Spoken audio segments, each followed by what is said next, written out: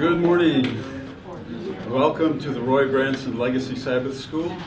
I'm glad to see you. I'm glad to be here, and I'm glad you're not a, what's it called?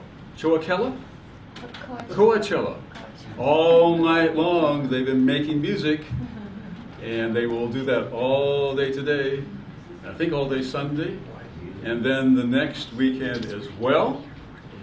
So if you're coming down from Palm Springs on Monday, plan to start off very, very early because it will be bumper to bumper, 3 minutes a mile, all the way from there to LA. It's just amazing how many people are out there listening to music all night long, and here you are at Sabbath School. Wonderful. I feel so honored. So let's begin with prayer. Dear God, thank you for these few moments we have together. Help us to use them well. Pray in Christ's name. Amen. Okay, today we are looking at the chapter entitled Prayer, Pain, and Miracles. Actually, it consists of 3 smaller essays that Dr. Provonsha did, and the editor put them together to make them one longer chapter, and that editor would be me. So I hope the transitions are smooth enough. I think they are, and I think that what he has to say at each point is important, and I think what he has to say, well, if he were here, I think would be pleased with what we're going to say today. Now, the question is, should Christians believe in miracles? And I'd like to change the topic from what it was when I sent out the email, parenthesis. I think last week I sent out an email asking people if they wanted to be taken off the list. And we have 242 people on our list. And after that, there was a reduction in the number of people who want to receive our emails. It was 242, it's now 237. So that's a big drop, right? I think we can handle that. That means there are people out there who are interested in receiving what we sent out. Also, we now have 189 people who are following us, subscribers on YouTube. The first one is the most difficult to get. As they multiply exponentially, that will continue to grow. So we're on the right track if we could just keep up with ourselves. That's the point. Can we keep up with ourselves? Okay, I'd like to change the title from Why Christians Should Not to Why Christians Cannot Believe in Type A Miracles. And I would like to use the word cannot in a weak sense and in a strong sense. In a weak sense, we will say sometimes, I cannot do that, even though literally one could, but one chooses not to for a variety of reasons. In the strong sense of the word, it's literally impossible to do. And I would like to argue that David Hume's understanding of miracles, though it's very widely accepted, is a cannot for Christians, both in the weak sense, that is, we ought not to take it on, and in the strong sense, in that it is inherently incoherent. That on its own terms, it doesn't make sense. And so for Christians to feel intimidated by what David Hume said about miracles, I think is not necessary. I think it's pretty easy to attribute to Christians things Christians don't believe and then attack them for what they don't believe. Now, there are Christians who believe in miracles as David Hume describes them. In fact, C.S. Lewis's book on miracles begins with David Hume's definition. It doesn't end there, but it begins there because C.S. Lewis thought that that's where most people were, and he wanted to move them from there. But my point is that Christians in general, and Seventh-day Adventists in particular, have no reason to be enrolling in David Hume's definition of miracles, and also we have every opportunity to provide a different alternative because our own distinctive theological tradition. So, I think there are 3 definitions of the word miracle, and that I have attached A, B, and C to them. Am I speaking too loudly? Oh, okay. Type A, Type B, and Type C miracles, and I'd like to discuss them all, but probably spend the most time on Type B. miracles, because I think we can quite easily handle type A and type C. Okay, the three definitions of miracles that correspond to these three types are: first, type A miracle is an event which contradicts the laws of nature, violates the laws of nature, suspends the laws of nature, circumvents the laws of nature, climbs over them, under them, whatever. The basic idea is that miracles are contrary to the laws of nature. Now, Hume says that, and I'd like to come back to that in a bit because I think it's problematic. A second way of defining miracles is the one Augustine of Hippo used, and he said a miracle is not something that's contrary to the laws of nature, but it is something contrary to our understanding of the laws of nature. So the miracle has to do not with what's actually there, but with our understanding, and some things are more understandable to us than others. So that's a type B miracle, an event that strikes us with awe and wonder because, or in relation to, maybe not because, but in relation to the fact that we don't understand what's going on. Okay, type C miracles are the ones I think are most commendable, and I think I overheard Ronald Graybill talking in these terms. I hope I understand him correctly. And that is, a type C miracle is any event, usual or unusual, in which one is reminded of the glory of God. Any event. And my own view is that we make a baby step in the right direction toward spiritual maturity when we move from seeing God in the extraordinary events and seeing God in the ordinary events. I think that's a huge and important transition that we should make, and I think it's a transition that Adventism has an investment in. Okay, back to David Hume and type A miracles. He defines miracles two ways. One time he says they are violations of natural law, violations of the laws of nature. Parenthesis, there's a difference between natural law and laws of nature. Natural law is an ethical category that says we all ought to act in harmony with our true natures. Now, there'll be a big discussion as to what our true natures are, but that's the basic idea. We all ought to act in harmony with our true natures. It's okay to act like a dog if one's a dog. It's not okay to act like a dog if one's a human being. That's the basic idea of natural law theory, and I think it's very important. And as a matter of fact, of all the contemporary theories we have out there, I think Dr. Provonsha's theory is a natural law theory. It says that we ought to act in harmony with what it means truly to be human, and what it means truly to be human is to have the capacity to love in a volitional way. And I think that, Aristotle would say what's distinctively important about human beings is that human beings can think. Dr. Provonsha would say what's distinctively important about human beings is that they can love in this distinctively volitional way. But they're both natural law theories. They just disagree on what it is that humans are most distinctively to be known for. Okay, so natural law theories, let's leave them there. Let's go over to the laws of nature, which is more in the philosophy of science, and talk about them. So the first time Hume discusses this, he says miracles are violations of the laws of nature. The second time he adds the word deity to it. So he'll say a miracle is a violation of the law of nature caused by a deity. Okay.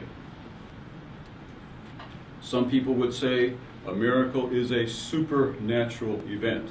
And if one listens closely to them, they actually mean contra-natural event. And that's a troublesome thing. When we allied supernatural into contra-natural, we're making a move that's troublesome and it sets us up for all kinds of problems. So, what's my objection to David Hume's treatment of miracles? Number one, let me take these in reverse order of importance. One of the three most important things that Hume says is that a wise man proportions, or woman, proportions his or her conclusions in harmony with the available evidence. So here goes the evidence, here goes one's conclusion. And at first it seems plausible, and in many ways it is plausible, but the fact of the matter is, in many of our most important decisions, we go well beyond what the evidence strictly would provide. Marriage is such an example. When one marries, one has a significant body of evidence suggesting that that union will be a positive one for both people for the rest of their lives.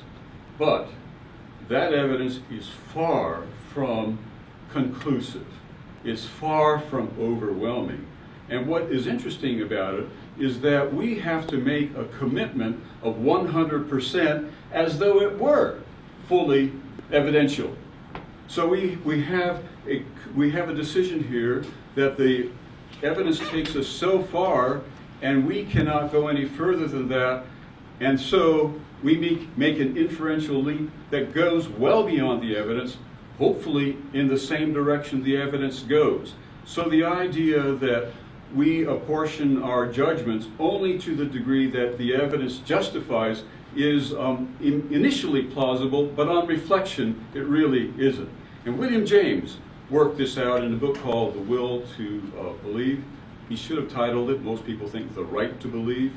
And William James said that when choices are forced and when they are evenly attractive in terms of their evidence and they are important, we are free, intellectually free.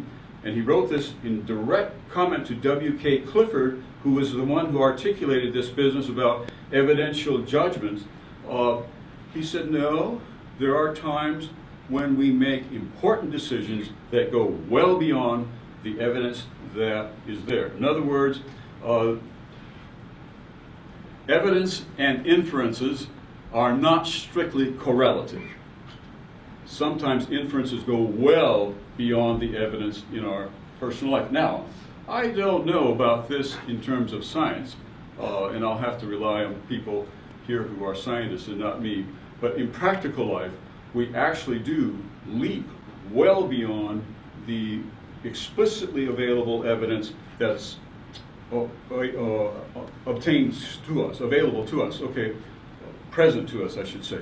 Okay, so I just think Hume is wrong about the way he correlates evidence and inference.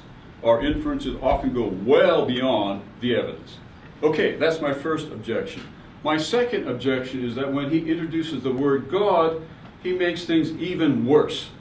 He should have not put the idea of God in there, in my view, because if one puts the idea of God there and one believes that God created the laws of nature, whatever they are, if God created the laws of nature and then one says that a miracle is a violation of the laws of nature, one has God working against God's own self, right? So it doesn't make any sense on the merits. Now, if one is a polytheist and thinks that there are many gods who are at war with each other over various things, and some of them are good and some of them are bad, well, maybe David Hume's view of this would make some sense. But those of us who are in the Abrahamic religions, namely Judaism, Christianity, and Islam, we believe there is one God who is a good God, who is the source of everything positive, and that positiveness eventuates into what we call laws of nature. Now, Thomas Aquinas worked this out the best. He said, first of all, there are eternal laws, and then the laws of nature are the ones that apply to this planet, not to the whole universe necessarily, but to this planet. Then we have civic laws, or the ones that we can use to organize ourselves politically. Then he says we have the moral laws, the Decalogue, which I think is very important, because he puts the Decalogue at the bottom, showing that for him the Decalogue does not create right and wrong, but it helps us to see what's right and wrong. So the Decalogue is at the bottom of the list, sort of as a flashlight to help us see what's going up there. Oh, last week I lost my keys. And my wife and I looked for them for 2 hours. Every possible place. And we looked in the car again and again and again, and we were sure they weren't there, but we said to each other, those keys are where we know they aren't. And therefore, we better keep looking. So we went back to the car, but this time she put on her light from her phone and looked down between the seats, and there they were. We hadn't seen them. They were there all the time. I think that's what the Decalogue does for us. It helps us see what's there all the time. The light did not create the keys. Likewise, the Decalogue does not create right and wrong, but the Decalogue helps us to see what's right and wrong. And I think Thomas Aquinas is precisely correct on that. And our tradition has spokespersons, particularly Ellen White, who say the same thing. So that has to do with the second consideration, namely the introduction of the notion of God, which makes the whole idea incoherent on its own terms. The third has to do with this business of laws of nature. And we need to understand what a law of nature really is so that we don't invest in them more than we should.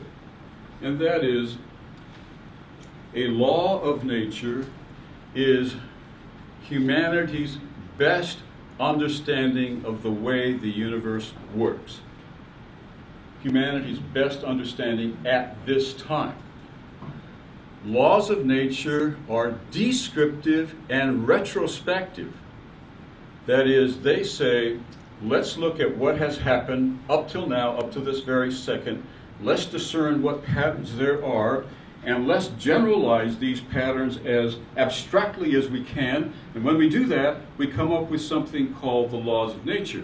But we ought not to presume that the current formulations of the laws of nature are the only way they can be formulated.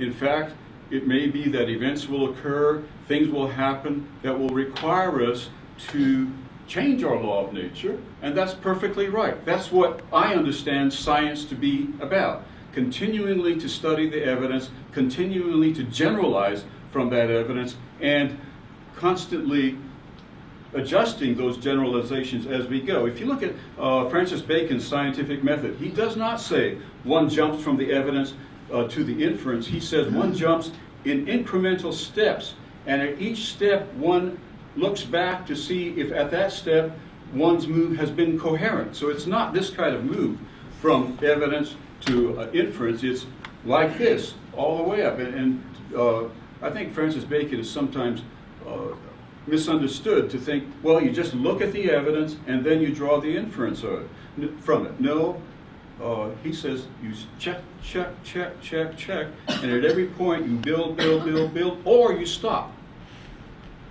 You don't go on to the next step. Maybe you'll reverse. Maybe you'll just say, well, that's as far as we can go for now, and stop. So, the laws of nature do not specify what can happen in the future. They specify what has happened in the past, even though we may be talking the very immediate past, and they are justifiable extrapolations from there. Now, but one can see, let's take a really, really simple example, right? This is really, really simple. But I suppose that people who grew up where I did would say it's not possible to walk on water. You can swim in it, you can boil it, you can wash it with yourself with it, you can dive into it, but no, you can surf on it, you can canoe on it, but no, you can't walk on it. Right? Why? They've never seen frozen water. It turns out that you can walk on water under some circumstances. So they would have to adjust things. My island friends would have to say, well, we're going to have to change our view that we cannot walk on water. We're going to have to say from now on, we can't walk on water unless it's frozen. So we adjust as the evidence requires us to do. So I think, for one thing, I think his idea of God is incorrect. For another thing, I think his notion of inferential leaps and evidence regarding those, and also his understanding of what a natural law is. All of those, I think, are very, very contestable and should not be so easily accepted around the circle. Okay, let me talk a little bit now about type C miracles, because to me they are the most attractive and the ones to which we should be increasingly moving. And that is, here the word miracles continues to mean what causes awe and wonder and so forth. But here, a miracle is any event, which, even if we understand it to a critical degree, any event which evokes in us a sense of wonder and gratitude for the glory of God. Any event. I would think the birth of a human child is a miracle of that sort. Is there anything more stunning than that? I don't know. Maybe there is, but I haven't seen it. Remember when Dr. Winslow showed the period of gestation for a human being? It's just amazing. Just amazing. That, I think, is a miracle. And actually, here's what I like about that definition of miracle, and it is this. The more one understands what's going on, the more miraculous the event is. And if one defines a miracle as a violation of natural law, or even a violation of what we know about the laws of nature, that puts a premium on being ignorant. That means the less we know, the more stunned we can be. But if we go the other way and define it the other way, we can say the more we know, the more stunned we can be about the wonders of the universe. Now, some people are better at this than others. My brother was really good at this. I can recall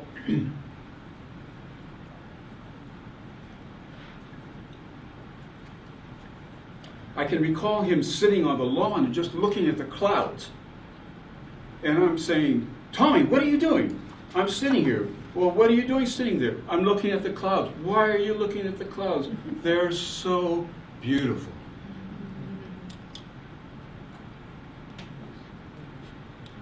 I have a friend from first grade who often travels with me when I have to drive a long ways so I don't fall asleep at the wheel. But he has a tobacco addiction, and we agreed that he's not going to smoke in the car, which means that we stop about every hour or 90 minutes to look at things. You know, and sometimes I think we stop so that he can smoke. I think he smokes so that we can stop. He gets out and he prepares himself something to smoke, and then he just stands there and looks at the scenery. Now, he quit believing in God about second grade. The family was kneeling in prayer, and he said to himself, really, this doesn't make any sense. And so he has not been a believer since second grade, but our friendship continues, and we meet every week for lunch. But for him, I feel embarrassed, because though he sees no presence of God in all of this, he sees the wonder of the universe. And I think we are sort of like rocks. We don't see how glorious the universe is, and that I think a scientist, the more the scientist knows, the more the scientist must be struck by the overwhelming beauty of life. And that's the kind of miracle I think that we should be talking about. not a kind of miracle that puts a premium on ignorance, but one that puts a premium on increasing knowledge. Now let's go then to type B miracles. These are miracles that occur, they stun us because we don't know why they're happening. We're not saying they're violations of natural law.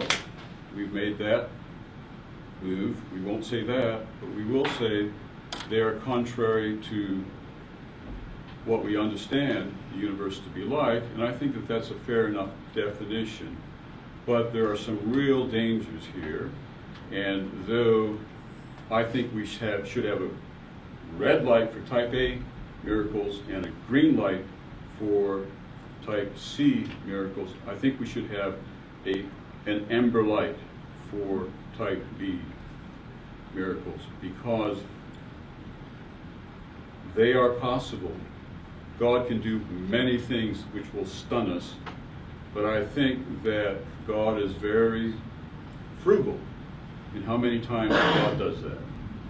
And I think we have to say that that's empirically so. God performs those kinds of miracles very rarely. Now, I don't have time to go into this, but in Augustine's City of God, Book 22, sections 8 and 9, he has this definition of a miracle as an event that violates what we know about the natural world. But you can see he has many, many illustrations of events that he considered miraculous in his time. Here's how the section begins. He says, "Why, they say, are those miracles which you affirm were wrought formerly, wrought no longer?" Have you ever heard that? Why were the miracles in the Bible times but not now? Now, I think he makes exactly the wrong move at that point. At that point, he says, well, actually, there are a lot of miracles going on. And then he lists them from all over the Mediterranean world, the ones he knows about, and some of them are quite touching. About a little boy who was crushed by the wheel of an ox cart, who was brought back to life. Others are a little perplexing about the man's cattle who were demon-possessed, and they were able to exorcise the cattle. So, you know, it goes from some things that are really, really touching to some things that are really perplexing. I wish he had made the other move, not to say, after all, there are a lot of miracles happening today. I think he should have said they are rare today, and they've always been rare. If you look in Bible times, they are very, very rare. Consider how many centuries the Bible covers and how many miracles there are in the Bible. And notice that there are not many miracles per century. Notice also that they are clustered around the times of Elijah and Elisha, Moses first, Elijah and Elisha, and Jesus. They tend to fade out pretty fast after that. So it looks as though in times of great transition, there are more of these than would normally be expected. They are very rare in the Bible. They are very rare on this campus. Think of how many people are praying today for the healing of their loved ones. How many of them are going to have the kind of healing they're looking for? Not many. And it hurts when that happens. What really hurts is when people suggest that the reason it's not happening is that you don't have enough faith. That really hurts. Now, I think that there is a reason why, I think there are reasons why God is very frugal in doing things that overwhelm us with wonder. Very, very frugal. That's always been the case. It was the case in Augustine's time. It's the case in our time. It's always been the case. That's the empirical fact. The question is why? And my question to you is this, and I'd like to hear from you. I believe that if you were God, you would perform as few miracles as you could. and you would perform only as many miracles as you had to. Now I'm talking about type B miracles. We know that type A ones don't occur and that type C ones always occur, but these type B ones are the ones that we need to be thinking about. So give that a thought and let me hear from you. I think there are a number of reasons that you can think of, that I can think of, that would say what God needs to do is fewer miracles, not more.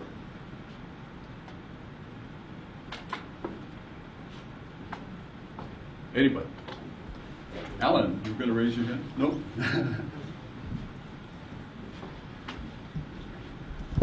Yes, Ron, right here. Well, first of all, here. Yeah. Is your assumption that the miracle will make a difference in that person? Because in my experience, there was a miracle occurred, but didn't make an impact for a positive look on God with my father. Oh, I'm not quite sure. You're saying about how often a miracle occurs, right? Right. But I was wondering if your assumption is that if the miracles do happen, that it would change or impact a person towards the positive look on God or make a difference. I'm not sure that I think that a miracle would necessarily prompt a positive response to God. I would hope so, but not necessarily. Now, I thought you were going to say a little something differently, and that is maybe the miracle is not what happens to the one for whom we are praying, but maybe the miracle is what happens to us when we pray. And that's a very important thing. That would be a type C miracle, but I think it's very, very important. Yeah, I can see your one. You have something more to say on this? Okay. I was wondering, where would a changed heart fall in miracles, A, B, or C? I mean, it seems to be the greatest miracle of all. I should think so. The flow of the entire universe, from the Big Bang right down to this present moment of my life, is so overwhelmingly powerful that it's remarkable that any of us has the ability to choose other than what that flow determines. It's remarkable, but we do. And then it's even more remarkable when people use that to turn in a positive direction. And it's even more remarkable when people who have been enthusiastically moving in a negative direction turn in a positive direction. I think it's really quite amazing to see. And one sees people undergoing that kind of transformation frequently. Yes, sir. I think we have to be extremely careful not to apply the laws of nature as we know them today to God's creation. Right. We have to apply the laws of nature as we know them today as the result of the great controversy, Yes. which is a deformation of the laws of God. Okay. So Jesus walked on water, which means that he violated the laws of nature as we know it. No. Elder Schweitzer said he was actually walking on flat pieces of rock, just slightly submerged. I wholly agree with you. And I think what I would like to do is read this from Ellen White, because I think this is one of her most important statements, and Dr. Provonsha quotes it many, many times in the book. In dwelling upon the laws of matter and the laws of nature, many lose sight of, if they do not deny, the continual and direct agency of God. They convey the idea that nature acts independently of God, having in and of itself its own limits and its own powers wherewith to work. In their minds there is a marked distinction between the natural and the supernatural. She does not want us to make a marked distinction between the natural and the supernatural. The natural is ascribed to ordinary causes, unconnected with the power of God. Vital power is attributed to matter, and nature is made a deity. It is supposed that matter is placed in certain relations and left to act from fixed laws with which God himself cannot interfere. That nature is endowed with certain properties and placed subject to laws, and then is left to obey itself according to these laws and perform the work originally commanded. So she's talking about deism there, right? She says this is false science. There's nothing in the Word of God to sustain it. Then these lines: God does not annul his laws. God does not annul his laws, but he is continually working through them, using them as his instruments. They are not self-working. God is perpetually at work in nature. She is his servant, directed as he pleases. Nature in her work testifies of the intelligence, presence, and active agency of a being who moves in all his works according to his will. Then she goes on to say, the God of heaven is constantly at work. It is by his power that vegetation is caused to flourish, that every leaf appears and every flower that blooms, every drop of rain or flake of snow, every spire of grass, every leaf and flower and shrub testifies of God. These are miracles. These little things, so common around us, teach us that nothing is beneath the notice of the infinite God, nothing too small for his attention. Then, for you scientists, the mechanism of the human body cannot be fully understood. It presents mysteries that baffle the most intelligent. It is not the result of a mechanism which, once set in motion, continues its work, that the pulse beats and the breath follows the breath. And here she quotes from Paul, who was quoting from a Greek poet, in God we live and move and have our being. Every breath, every throb of the heart is a continual evidence of the power of an ever-present God. I'm a little surprised sometimes when people say, well, I've been looking in the microscope and I see this factor, this factor, this factor, but I don't see the God factor. The God factor is not an additional factor. The God factor is what makes all those other factors go. And if we confuse that, we're really in trouble. Over here, somebody. Well, David, Yes. respectfully, I just wonder if this discussion of miracles is not like dancing. How many angels dance on the head of a pin? I mean, we get into cognitive dissonance after a while. We just say, well, I just don't understand it. Or praise be to God. A mystery doesn't necessarily mean it's of God. I just wonder if we get into a corner trying to prove mysteries or miracles or whatever. I've never seen a miracle. Well, let me try to. Yeah, no, I would say I'd like to try to justify that I haven't wasted my time. Okay. Very good discussion, and I'm just. Okay. The reason it's important for me is for pastoral reasons. Number one, when some people are healed and others aren't, that's a very difficult trial. Number two, when people pray and pray and pray and nothing happens that they want to happen, that's a pastoral challenge.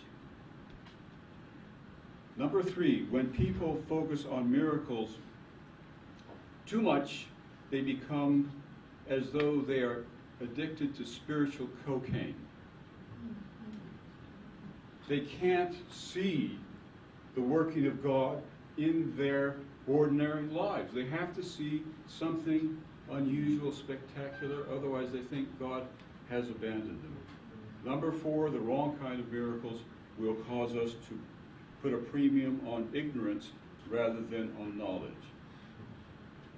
So these are some of the pastoral problems I see with wrongly understanding a miracle. If we understand, I think what we should, just one second, Mike. I think we should school ourselves in seeing the extraordinary in the ordinary. That's our calling. And not to rely on the extraordinary in order to buttress our faith. In God we live and move and have our being in every aspect of our lives. And I think that that's a distinctive contribution of our heritage to this discussion. We do not juxtapose the supernatural and the natural, which is very important because for so many people, supernatural has come to mean contra-natural. You know, when I was a youngster, I haven't forgotten you, Mike. When I was a youngster, people didn't have enough money or didn't borrow enough money to buy new cars. Teenagers didn't. So they would enhance the cars that they had, right? Increase the horsepower, take them down to Mexico and have tuck and roll naugahyde put in there, and all this sort of thing. Drop the front down, have scavenger pipes under the back. It was still a car. Still a car.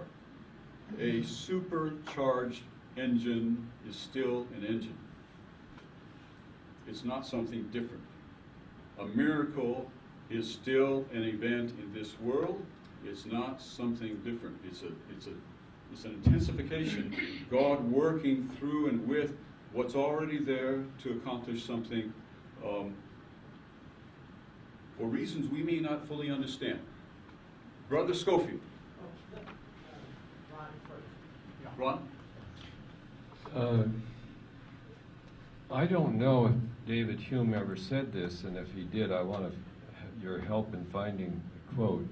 But I have often quoted, thinking I'm quoted, never could find it. It is much more likely that a human observer will be in error than that the laws of nature have been violated.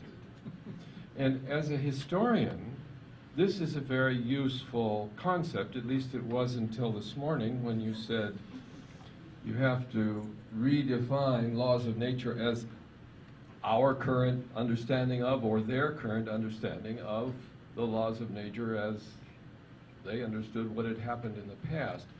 But did Hume ever say that, or did anyone else ever say that the human observer is more likely to be in error than that the laws of nature would be violated? You're absolutely right. He doesn't only say that, he goes on page after page after page on that issue. Often people think that Hume's objection to miracles is that they are scientifically impossible, and that's because he announces them as violations of the laws of nature. But if one actually reads what he writes, he's mostly concerned about the reliability of those who report them. And he goes on and on to probe that. And he says, you know, in order to believe a miracle, one has to be persuaded that not believing it would be more miraculous. I think that maybe he's right about that. But you're right. Hume was a bit of a historian, right? He was concerned that the historical evidence did not accurately report what truly happened. That was, and that's his. I'm surprised a little bit that that's his overriding concern, but it is his overriding concern for long passages of the discussion. I think it's an understanding. No, it's a treatise on understanding human. Treatise on understanding the human mind, book 10. You don't have a page number?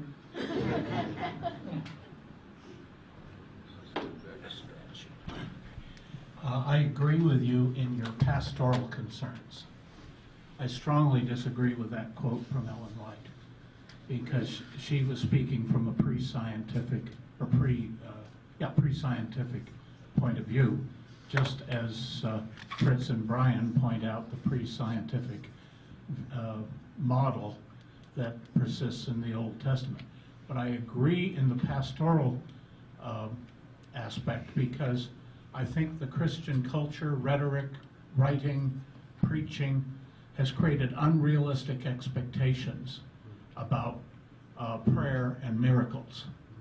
And so I see all around me people very disappointed when God doesn't answer their prayer or positively respond to their prayer for healing. And part of being at peace in life is managing your own personal expectations. And a lot of the more charismatic, dynamic preachers are creating unrealistic expectations about what God will do for us. Well, I think that that's very true. I think many of us know a professor here.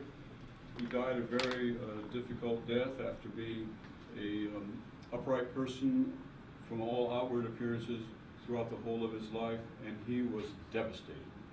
The chaplain told me that when the chaplain walked into the room, this Loma Linda professor picked up a book and just threw it at the chaplain. Where is God? I'm dying, and I'm praying, where is God? This was a Loma Linda School of Medicine professor.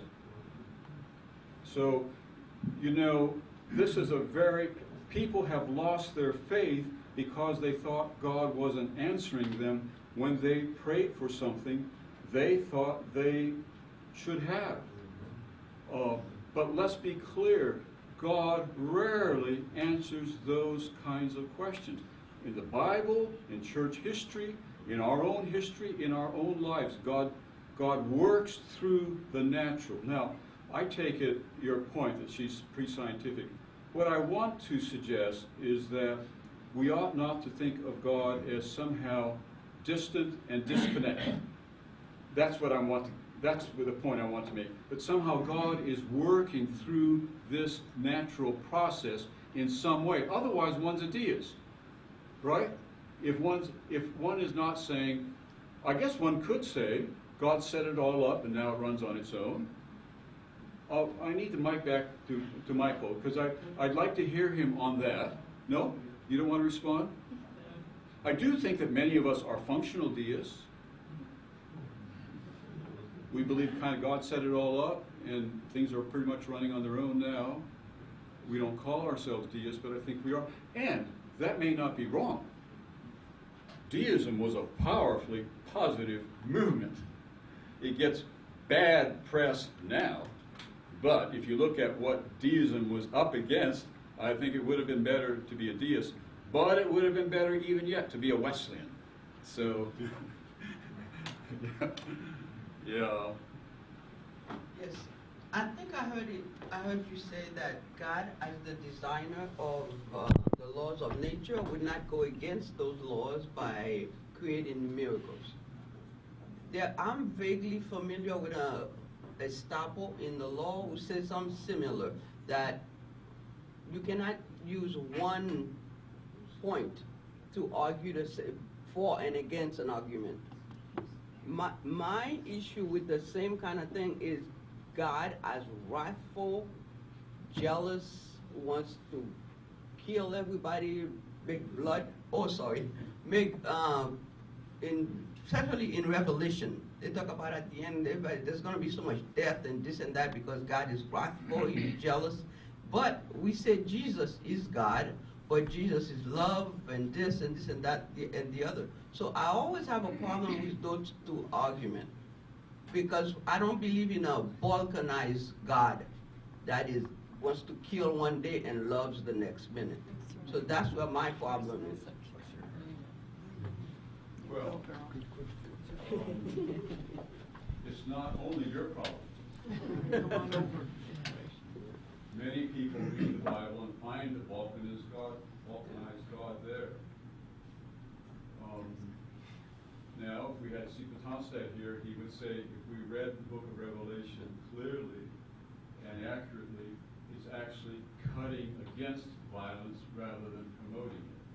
But that's not the typical way to read it. You know, the lamb that was slaughtered from the beginning, that's the image of God in the Revelation. But you're right, there's an awful lot of thunder and fire that could lead one believing that God is balkanized. Now, you know, what do we do about that? Very practically, I mean, we can write 1,000 pages on hermeneutics, but very practically, what we need to do is look at Jesus Christ and find that if we're Christians, we find that he is the most accurate picture of God.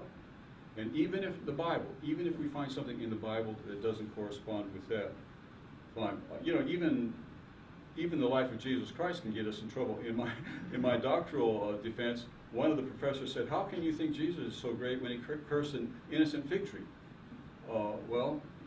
I was sort of taken back by that. So even there, we have to have the weight of evidence, right? But to say that every aspect of the Bible is as clearly evident about what God is really like will result in the kind of God you're describing and the kind of God we should reject. Dr. Keeler. I want to know how you would categorize how I look at miracles, and that is, I look at probabilities, and so if something is, like 1 to the 10,000th power, and something happens, I would say that's probably a miracle, because it's so improbable. And people say that once you get out to about 7 or 8 decimal points, in reality, it can't happen in reality. And so depending on where you want to cut those lines, there are different points at which I would say things become so improbable that the only way I can account for that is that it's probably a miracle. And so I in your categorization, I just sort of would like to know where you would put my kind of thinking within the framework. I would gather I would be sort of an A, B sort of a category. Is that correct? Well, I want to push you clearly into the B camp. Okay. Not hovering between them, clearly into the B camp. Now, I suppose that a person has to consider that maybe some of those are outliers, that they aren't statistically significant, and so one has to discount that. But even after one's discounted that, there are some occurrences that the probability of them happening is vanishingly small. Yes. And if they do happen, nevertheless, that should give us pause. Now, what it would say to me, it happened anyway because we don't understand what's going on. Well, I was going to follow up that by giving an illustration of how I look at, with some degree of wonder, of how things happen, and maybe the place of where we human beings sort of fall into this whole framework. When I entered medicine, and someone had a vascular occlusion and had a stroke, there was a high probability, if it was a certain type of thing, at the 80th percentile, that they were going to have a certain neurological outcome. That was it. 80 or 90%, you could be guaranteed you have this is what you're going to get. And then in the late 90s, something called, there was a drug that was an antithrombolytic thing. And so now you were able to salvage, if that's the right word, 20% of people or so. And so if you gave this thing early enough, within so many hours, instead of having 80 or 90%, it suddenly decreased to maybe 60%. I mean, I'm just sort of fabricating numbers because I don't really know what they are.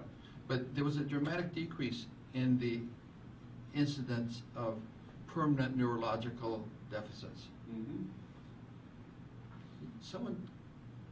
I thought that was sort of a miracle, personally, that someone worked against natural law, found something that happened that would reverse the natural course of events. And then comes a few years later, and people devise devices that they can actually go in there and remove clots if they're done quickly enough. And now, if you fall into certain categories, the numbers decrease even further. And it seems to me that what looked like a natural event through intervention in this particular case, in 2 interventions, how we perceive the course of the disease has dramatically changed. And I would say each one of those interventions, to me, God bless somebody who had the bright idea of how to intervene to change the course of a disease that had been occurring in a certain way for centuries or maybe for millennia. So, I think miracles are sort of how you look at them. I mean, we sort of define a natural course, and to me, an intervention that changes the natural course is in some degree a miracle. And one can give probabilities and things to that, but there is a natural course, natural things that happen, but I think all interventions that change those things are in fact positive things, are positive miracles. And I think what happens up at the hospital with the various drugs and various surgeries, there are miracles happening every day that are defining the course of what the natural course of the diseases are, and changing the whole expectations of what that disease should have done. And so, every time I hear a good outcome, I think it's a miracle, personally. Well, a couple of responses. Yes, miracles like beauty, miracles are in the eye of the beholder. And my plea is that we behold the miraculous nature of everything around us. Now, secondly, I hope I successfully nudged you from type A to type B, but at the end you were talking about type C for sure. Yeah. But let's suppose that where the treatment of strokes was at a certain level, and people believe that's as far as human beings could go. From then on, it's up to God, and if God heals people at that point, fine. If God doesn't, that's fine. No, people presumed that there was a way to answer the question, and they kept studying it until they found what the next step is. Now they pushed the curtain of the unknown out there, but they would not have done that, in my view, if they thought that there was nothing they could learn about it. So I agree with you. What we see happening there in the medical center is miraculous in a type C way. But so is the fact that I'm standing here upright. Here and then here. Here, and I got one back here, then here, and then we'll be out of time. Maybe we can understand the Scott David Hume better if we put him in the time frame when he lived. Yes. He lived in the 18th century that in Europe was called the time of the Enlightenment. That was the time when the reason was raised above everything else, was considered that explain all things, and nothing cannot be explained without reason. It's interesting that David Hume was raised in a religious family, in a Calvinist family. Actually, he attended the church when he was a child until 11 years old, and then he was attending his uncle's sermons. He was a Calvinist preacher. But he began to change when, at the age 15, when he went to the university and started his studies there, and he changed his opinion. But he is coming, we have to look behind a little bit to understand what happened in the 18th century. Well, we know that in the 16th century, the Great Reformation started by Martin Luther began. And Luther was very strong on sola scriptura.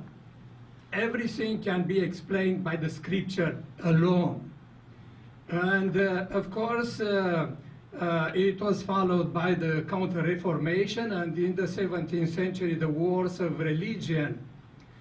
And it can be said that the Enlightenment was an explanation of the fact that it was a kind of reaction between what the importance of the Bible played. Because go a little bit farther, we know that after Luther translated the Bible, the New Testament in 1521 and 1534, the whole Bible in German. And it's a very interesting way, to examine how Luther translated the Bible, because it was a big mess in Germany. Germany was very divided at that time, over 300 different entities. And everybody was speaking its own dialect, and how he picked up. I don't want to take more time, but it's very interesting. Okay, I'm going to have a pause right there so others can get in. But what I really want to emphasize is the idea that the Enlightenment was in large measure a reaction against the religious wars. Yes. And, you know, you could walk through Europe and the blood would move up between your toes. It was so bloody. Catholics killing Protestants, Protestants killing Protestants, Catholic killing Right. Catholics. Right. So the Enlightenment was, I think, a justifiable reaction toward that. Now, it's interesting, I think, that Hume was a Calvinist in his childhood. One might say that his laws of nature are kind of Calvinist predestination put into a secular context. At least that's how I see it. Yeah, thank you. Rather briefly, I suggest Jeremiah 8, verse 8, and Matthew 23, starting at verse 13 and following. The Bible has, you can pick up many different translations, and many of them will say just the opposite in one translation as it says in the other translation. Even in the King James, it says the opposite in Ezekiel 20, verses 23, and, Ezekiel 20, verses 25 and 26, as what it says in Jeremiah. So this idea of a schizophrenic, balkanized concept of God can be done away with if we learn how to read it, and you can many times use your own cell phone and find out what a better translation is. Well, yes, but the Bible, no, I shouldn't say but, and the Bible is a library. I understand. It's not a book, it's a library, and one does not expect all the volumes in the library to say the same thing. We shouldn't expect all the Bible writers to say the same thing because they lived in different centuries, they're facing different problems and so forth. Yes? I was thinking of a couple miracles in the Bible, like Jesus bringing Lazarus back to life, and other events of bringing people back to life in the Bible. You would class those as type B? I would. Now, the Just biggest because of we them, don't- go ahead, I'm sorry. If we just don't understand life Right. and death, and I think so. I think we humans may never understand that. I think that was part of what God was taking Job on a tour for, saying, you know, you'll never understand how I do all this. But an interesting discussion of this is in a book by Wolfhard Pannenberg, and he takes the issue of the resurrection of Jesus. And he tries to answer Hume's historical objections. And he combs through the historical evidence very carefully and persuaded himself and persuaded me and many other people that the best historical probability of what happened was that Jesus was raised from the dead, albeit in a glorified body, as 1 Corinthians 15 says. So, yes, I think we have to take the historical evidence very, very clearly, and there are things we don't understand and things we may never understand. David, thank you very much for this discussion today. Applause. By the way, David, Bud and I were discussing, those of us that grew up in Michigan understand about walking on water. I should think so. We skate on it, we fish through it, we play hockey, we ride cars on it, so that's why we don't live there in the winter anymore.